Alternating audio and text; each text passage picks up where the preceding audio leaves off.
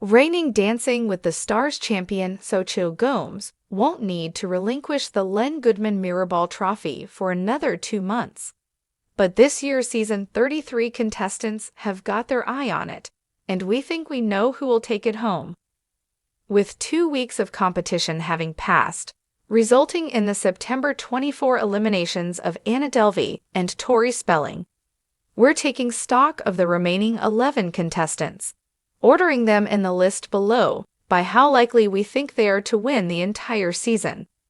It will come as no surprise that showbiz vets Eric Roberts and Reginald VelJohnson fall at the bottom of our ranking after their first 2 showings in the ballroom left something to be desired. When Judge Derek Hall pulls out his 4 paddle, you may not be long for this dancing world. But with so many other contestants making a strong case for their longevity in the competition, we had a tougher time predicting the season 33 champion, and our eventual choice might surprise you. Dancing with the Stars currently airs Tuesdays at 8/7 on ABC and Disney+. After taking October 1 off to accommodate the vice presidential debate, the show returns with a 2-night event on Monday, October 7, and Tuesday, October 8. Keep scrolling to see all of our season 33 predictions, then drop a comment with your own. Dancing with the Stars is already a tough gig for any older contestant. We don't expect to see Eric jumping over Brit's head anytime soon, like many of the male competitors have done with their partners, and the struggle is compounded for him by lingering physical effects of a car accident and coma he suffered years ago.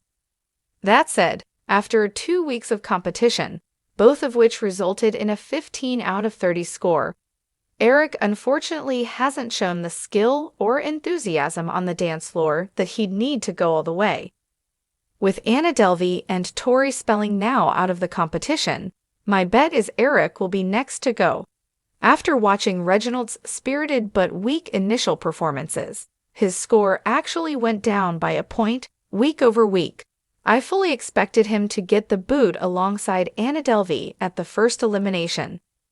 Instead, not only did the Family Matters vet stay on the show, but he's developed quite the fan base, with partner Emma Slater even showing him some sweet videos of elated viewers' reactions when he was announced safe. So, who knows what could happen?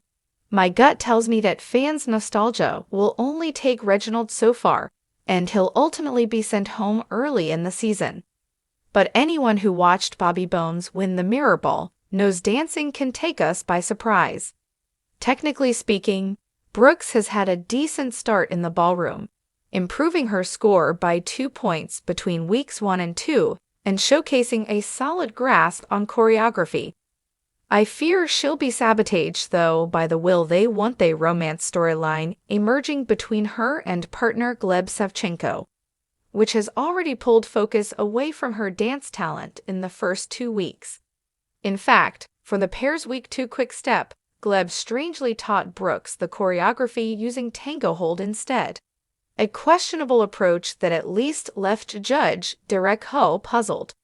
Brooks and Gleb show promise, but they'll have to lock in and set the woo, isn't my partner hot? Jokes aside, if they want a true shot at the trophy, typically the scene-stealing alpha of any TV show she's on, Phaedra is actually an underdog in this case, facing a formidable group of competitors, and thus far turning in good but not exceptional performances. Still, there's a lot working in Phaedra's favor here. She's a memorable and beloved reality TV star, especially after her stint on Peacock's Traitors. She's got the similarly beloved Val Chmerkovskiy as her partner, coming off a win with Xochitl Gomez last year, and she's already faring better in the ballroom than most Real Housewives alumni, with noticeable improvement week over week. It'll take something special from Phaedra and Val to jump the hurdles that are Chandler, Joey et al., but let's not count these two out just yet.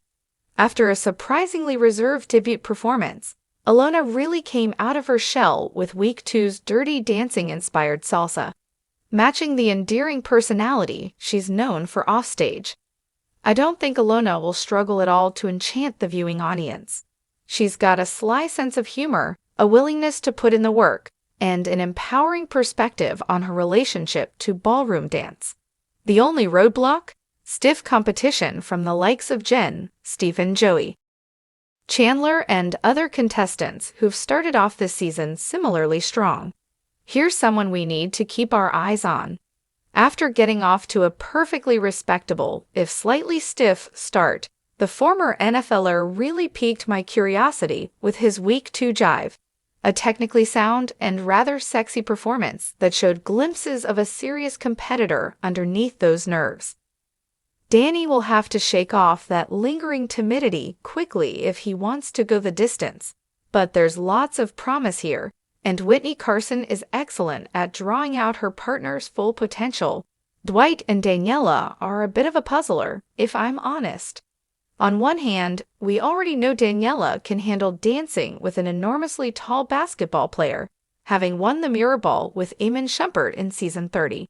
Then again, Dwight, at 6'10", is taller than Eamon, 6'5", leading to a height discrepancy with Daniela that's 1, almost comical, and 2, has already required the pair to break usual foxtrot hold to accommodate their sizes. Then again, Eamon's personality was so infectious, and Daniela's choreography so inventive, that voters hardly seem to care about proper technique, and Dwight clearly possesses that same likability. My official guess: these two won't win the season, but they'll go far.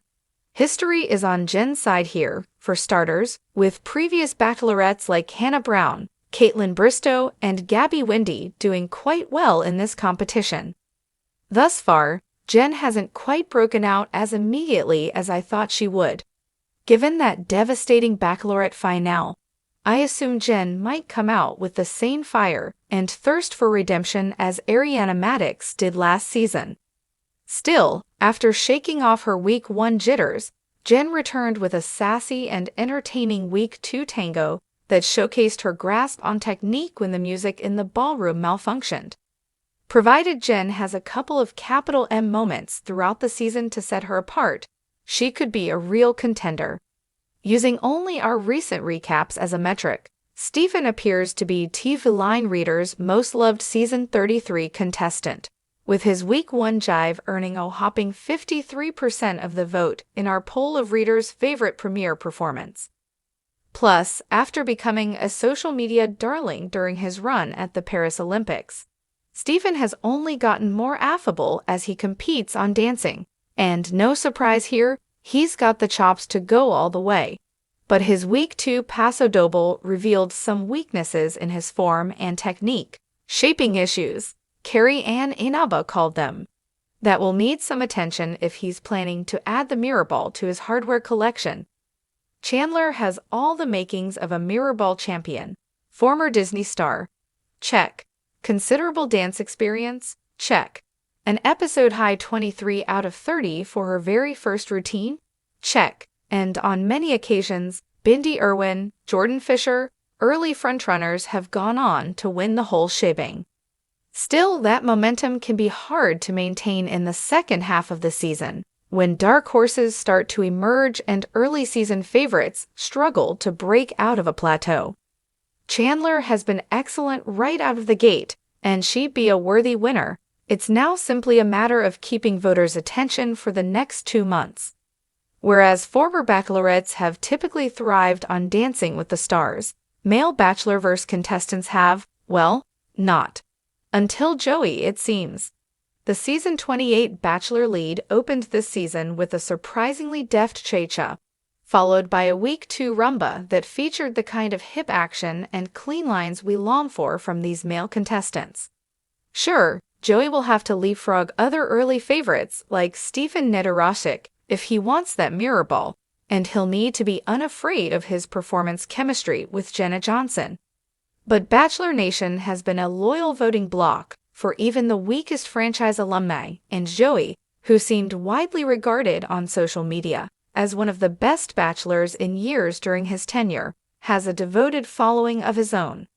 Plus, he's got a force of a partner in Jenna, and we're just starting to see what he can do in the ballroom. When that confetti shower comes down on the Season 33 finale, I suspect Joey will be standing in the center of it. Oak, your turn.